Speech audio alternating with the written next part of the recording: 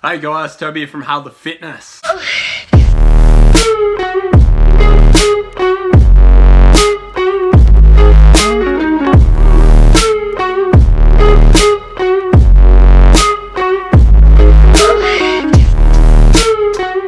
Alright, so what we're talking about today is intermittent fasting. Alright, so intermittent fasting, this is something that I've done previously for years. So I've probably done intermittent fasting on and off for like 2 to 3 years. So there's a lot of science behind this for different types of intermittent fasting. So you eat for 5 days straight and then fast for 2 days, so roughly 36 to 48 hours.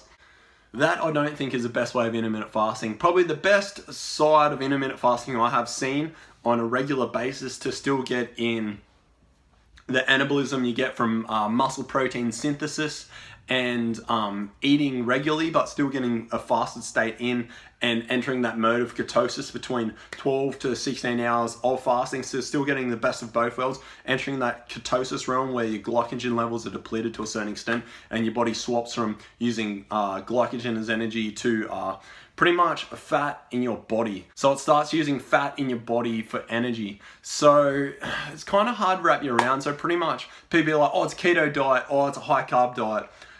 Regardless of what diet it is, intermittent fasting is not a diet, is a protocol, okay? So a lot of people incorporate intermittent fasting with the ketogenic diet. Personally, I like a high carb diet. I perform better on high carbs, but that's just me. Studies show that the keto diet is still relatively new. There's not a lot of scientific evidence-based information on like resistance trained people that have carried out a keto diet and that can match what is there for like a high carb diet, a medium carb diet, a low carb diet. Like the keto diet, even though it's been around for many years, more so the results are there too for people that are sedentary and getting better from illness. So what the fitness industry is more so interested in is like studies that are carried out on people that have actually been training for at least 2 years and getting the scientific information on those people because they aren't newbies and how it affects them. So there's lots of different studies that show intermittent fasting not to be good and to be good. There's lots of pros and cons, but there's one study in particular that supports the 16 and 8 to be just as effective as eating roughly all day, every day. Young God when I ride up. And to show that it has markers to improve your body composition and meet the same prerequisites as a normal eating regime would be, like eating like between say 7 to 10 o'clock at night. Like intermittent fasting might start at like 10 or 2 o'clock in the day and then have an eating window of 8 hours and then fast for 16 hours. So the biggest thing wrapped around this is kind of that muscle protein synthesis. Like what's the best way to intake food and take up the nutrients to kind of create that anabolism and not kind of affect the muscle turnover and the muscle breakdown, so you're actually getting adequate recovery and growth. So intermittent fasting doesn't necessarily affect this at all. So the study shows intermittent fasting over an 8-week training period doesn't actually affect this at all. So there's some studies that show growth hormone in that period from entering from 12 to 16 hours when your glycogen actually depletes and you go into using fat as energy to metabolize, to using the ATP, CP function, anaerobic and cardio kind of energy systems. So your alactic, lactic and aerobic side of energy systems, they all use different forms of energy to metabolize for your body to use and to function. So the muscle contraction and relaxation and kind of just getting your body moving, your firing patterns, they use different types of energy based on your output, whether you're like going 100% or you're going at like 5%. So just being aware of that. There's a couple of points with intermittent fasting that also you may want to take note of. So generally just during that fasting period in the morning, so when the cortisol levels spike and they start to come down, so like at that 8 o'clock mark and then that afternoon mark and then at midnight. So with your circadian rhythm, cortisol spikes and goes down, and growth hormone does the same. You have waves, like influxes, and when it comes down, all that kind of stuff. Growth hormone, when actually doing intermittent fasting, some studies show that it spikes up towards 2.5 to 3,000%. So that's a very large number.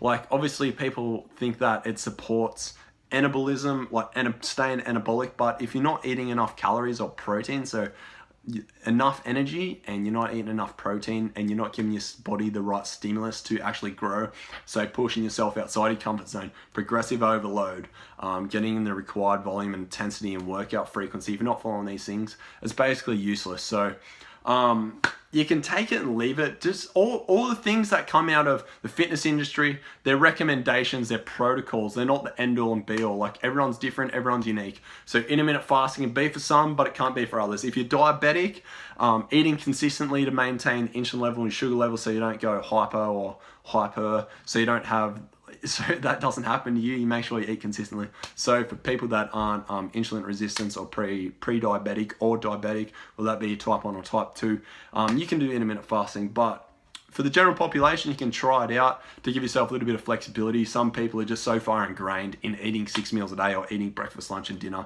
that it doesn't really work for them. Given that, if you've tried everything to lose weight, cutting out that breakfast meal and eating later in the day, and strategically having some fruit before you eat, and eating slowly, and having some water whilst you eat, and understanding when you're hungry and when you're not, and eating intuitively, and just making sure your meals are nice and clean, and you're getting like veggies, protein, and fruit, you're not eating heaps of processed shit foods, then you shouldn't have any problem losing weight, given that you're tracking your calories as well and you're eating it. You're working out and you're eating roughly between 2 to 4 meals to capitalize on that muscle protein synthesis and getting in enough protein during the day. Sink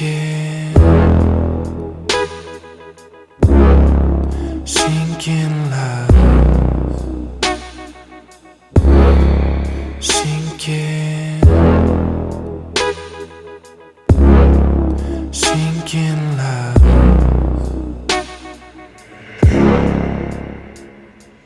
She's just that type of girl. She's just that type of girl.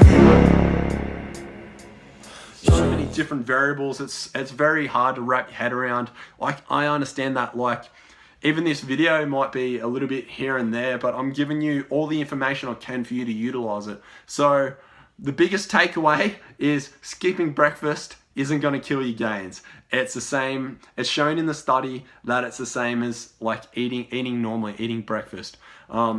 What I like to do is eat breakfast some days and trust my body, and then other days I don't eat breakfast, depending on my schedule and how I'm getting along, and yeah, just what I have on for that day in my social life. So during the week I might eat normally. On the weekends when I know I'm going out, I might be going to have a few drinks with friends, or I might be going out for a big feed and all you can eat, or just whatever. Then I might skip breakfast just so I don't blow over my calories, and then this becomes a norm, and then before I know it, I'm not happy with my physique because of that cascade of events of progressively overeating all the time. So this is a good way to manage your calories. So overall, basically what the study showed is that there's no difference between eating a normal diet and intermittent fasting. But that being said, when you've done intermittent fasting for a long time, you'll find that it's very hard to gain weight because you're fasting for like roughly half the day, and it's very hard to get your calories in. So with intermittent fasting, you'll find that it's very hard to gain weight, just generally because you're not eating for half the day, and you may feel like quite bloated, especially if you're eating frequently for like 8 hours. So what intermittent fasting is very effective for is losing weight, just generally because you're skipping out that breakfast meal, so you're skipping anywhere from 500 to 1,000 calories. It's very good for flexible dieting, especially like if you're always on the go. You can make up your calories later in the day, and it gives you flexibility. It makes you understand your body better. Like, you become more adaptable to understanding when you're hungry and what and kind of like ups and downs of your sugar levels are, your highs and lows. So generally, if like you don't have to stick to it 16 off and 8 on. Like you can break that down and have a 14-hour fast, or you can have a 10-hour eating window. You can break it up a little bit so you can give yourself a little bit more flexibility. But if you're hardcore dieting, it's very effective. But if you're just trying to get a little bit leaner, drop a like anywhere from like 4 to 6% body fat is very effective. Gives you a lot of flexibility, and it can give you the ability to actually enjoy a very like regular social life. So you can incorporate skip breakfast, have a relatively light lunch, so just proteins and veggies, like, so stay away from the carbs, and you can have the carbs later in the day. Like, so you can go out for an all you can eat basically like within reason. Understand like how much food you would normally eat, and you can eat that pretty much. You could eat anywhere from like half to 3/4 your daily intake in roughly one sitting, theoretically, and then make up the rest of the carbs like in that lunchtime meal. Sorry, not the rest of the carbs, the rest of the calories in that lunchtime meal. So it can give you this flexibility to be able to go out and enjoy life while still staying lean, making good progress in the gym and getting it done. This is what I found it very effective for. So this is me. You gon' have to fuck with me. When I was hard at it, so generally fasting to lunchtime, and then I'd go to the gym at lunchtime roughly 4 to 5 times a week, Monday to Friday, weekends off. Concurrent periodization, so upper body, lower body split. So upper body Monday, lower body Tuesday, Wednesday off. And then repeat Thursday, Friday. Sometimes, depending on my workouts, how my sleep was, how I was feeling, might get a workout in on Saturday. So as I said, 4 to 5 workouts a week.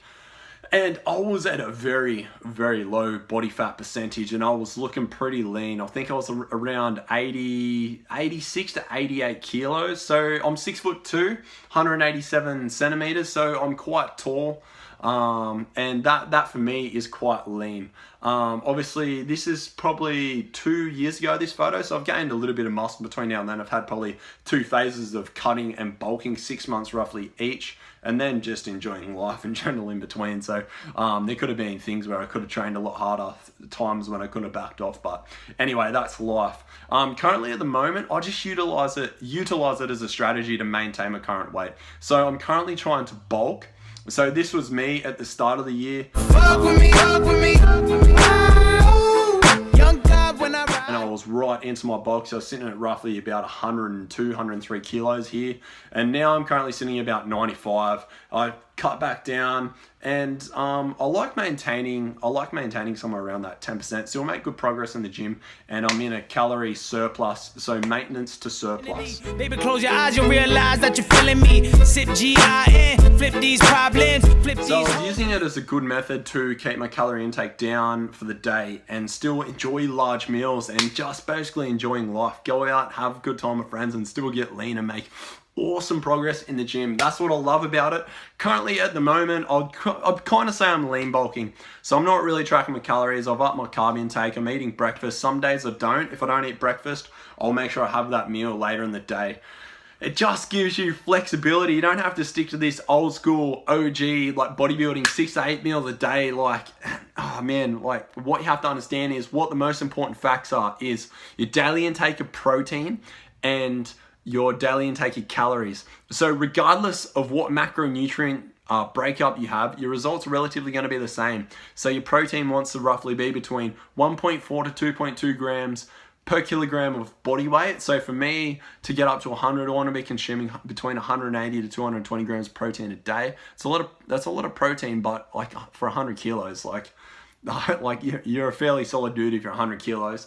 And then my fats want to be between 15, I'd say 15 to 30% to keep my hormone function normal. So I'm talking like leptin, ghrelin, all those hunger hormones when it comes into your like testosterone feedback as well. So a high fat intake, roughly, when I say high fat intake, above 20% is at a healthy range. And then my carbs is what I see as my fuel source for my workouts. So personally, I find when I don't eat a large amount of carbs, if I don't have anywhere from say 30 to 50% of my carbs 50% of my diet made up of carbs. My training kind of lacked. Some people can metabolize fats quite well and they can utilize the ketogenic diet or a low carb diet.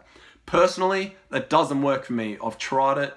I'm not a fan, but you are not me, so you kind of have to work it out. I've been training for quite a while. I've been training for close to 10 years, so I've tried lots of different diets, and this is currently what works for me, and I'm still always making consistent progress. So this is one thing you have to understand. You're not always going to be on the same diet, depending on where you travel to, what country you're in, what's seasonal, what's available at the markets.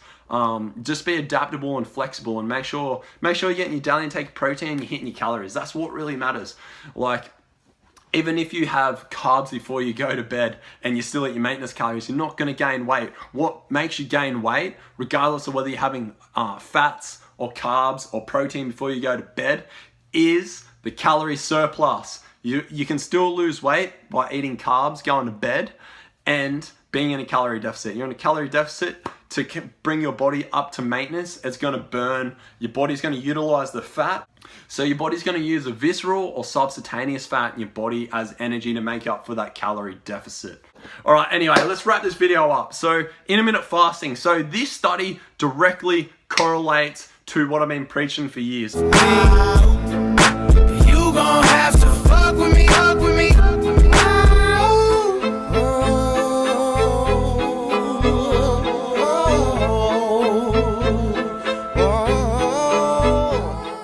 Directly correlates to what I've been preaching for years. Is it the end all and be all to training? No. Like, you have to understand, sorry about the lighting, you have to understand that there's always new emerging studies and shit's going to change all the time, but you don't have to eat 6 meals a day. Like, you can still eat 3 meals a day and still make relatively good gains. So muscle protein synthesis, anywhere between 2 to 4 meals as per Brad Schoenfeld's study, is going to supply you with ample amount of growth. Like, eating protein every single meal 6 times a day, above 6 times a day actually inhibits muscle protein synthesis. So that sweet spot is between that 2 to 5 meals. I said 2 to 4 earlier, but if you're eating 2 to 5 meals, depending on like snacks and all that kind of stuff, on what you classify as a meal. So if you're eating brekkie, lunch and dinner, you're good to go. So that's enough. And maybe a post-workout shake anywhere from 2 to 4 hours post-training. So that is ample amount of, that is perfect for you to gain muscle as long as you're in a calorie surplus. That's another big thing. Consuming enough protein, being in a calorie surplus to gain muscle. Because if you're quite lean, for you to gain muscle in a calorie deficit, it's very hard. And generally when you use your body fat as energy, you're going to use the glycogen, you're going to use that subcutaneous fat or visceral fat, and muscle's going to be burnt in the process. It's just what happens in catabolism when your body makes up for that, for the stimulus, to keep carrying out that stimulus, and your body provide the energy. You're going to lose muscle and your body's going to burn fat roughly at the same time. To maintain that muscle, that's why we consume a higher protein diet. That's the biggest thing when you're cutting down, is maintaining a relatively moderate to high protein intake. And the biggest takeaway I can give you for intermittent fasting, as per this study that correlates it and backs it up quite well, is that it makes life flexible and gives you flexibility and understanding to go out and enjoy time with friends and not just grind and have to eat like all your meals at home and just hide away and go to the gym. Even though that can be beneficial, personally, that's not the way I like to live. I like to follow, if it fits your macros on a rough basis, and intermittent fasting kind of just run with my day-to-day, my 9-to-5 job, my fitness business, and just kind of getting shit done. All right, guys, hope you guys enjoyed the workout and everything that I tagged in this video. If you like it, hit the like button and make sure you subscribe and drop a comment below. I'll catch you in the next vid.